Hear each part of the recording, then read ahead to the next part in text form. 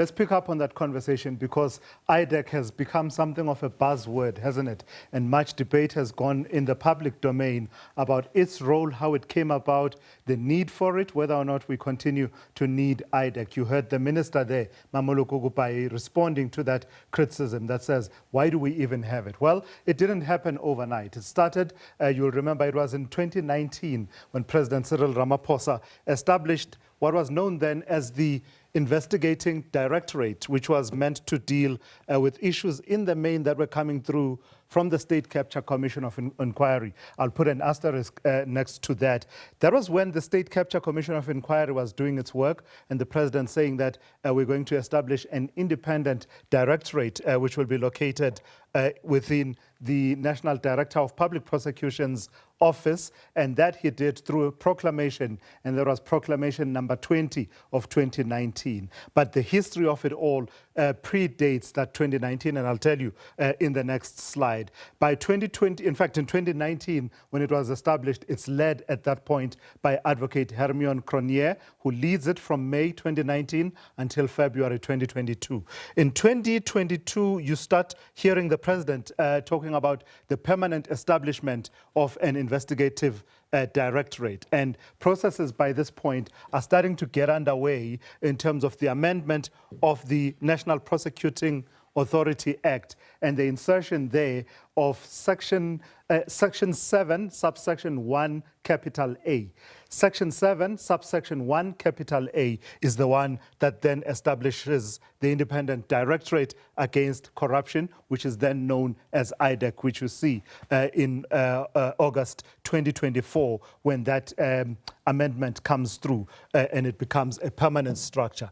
That permanent structure, if we talk to its history as well, the evolution of IDAC, you remember we were talking about the state capture cases, and there was much talk about the capacity that was residing in the State Capture Commission of Inquiry needing to be seconded to the Independent Directorate, just ID at that point. And we did see some of that happening so that much of what was coming through as evidence at the Zondo Commission would not be lost, so that those who were investigating within the Zondo Commission would be able to then pick up. In terms of its mandate, what the Investigative Directorate Against Corruption does in its focus, it draws that from that very section that I was talking about, Section 7, subsection 1, capital A, which talks about it investigating serious, complex or high-profile cases of corruption,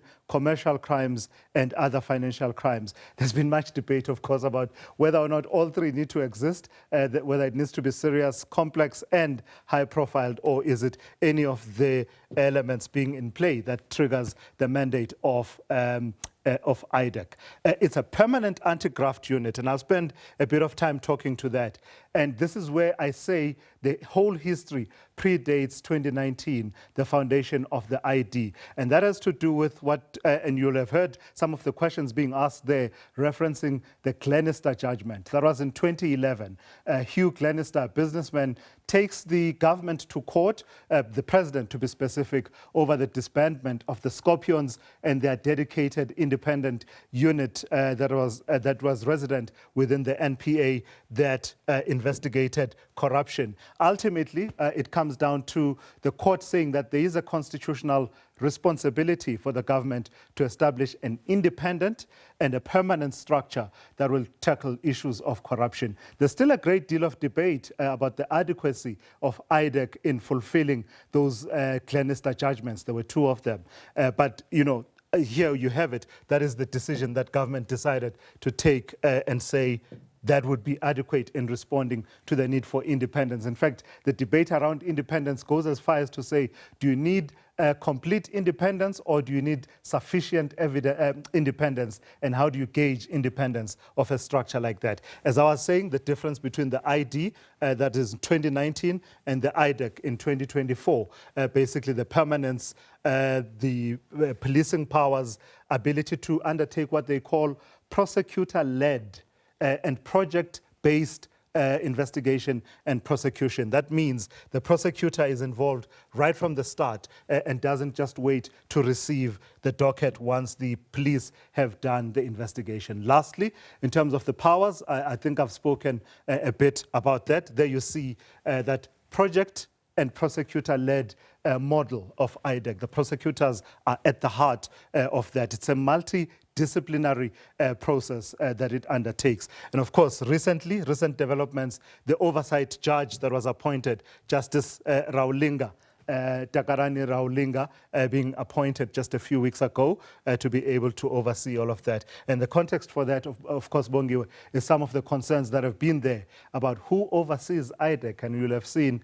a clip of the former Minister Bheki Cele asking that question at the ad hoc committee and saying, who oversees these people? So partly that is answered now by that. But the institution itself, will it survive the stress tests that it has had to live through?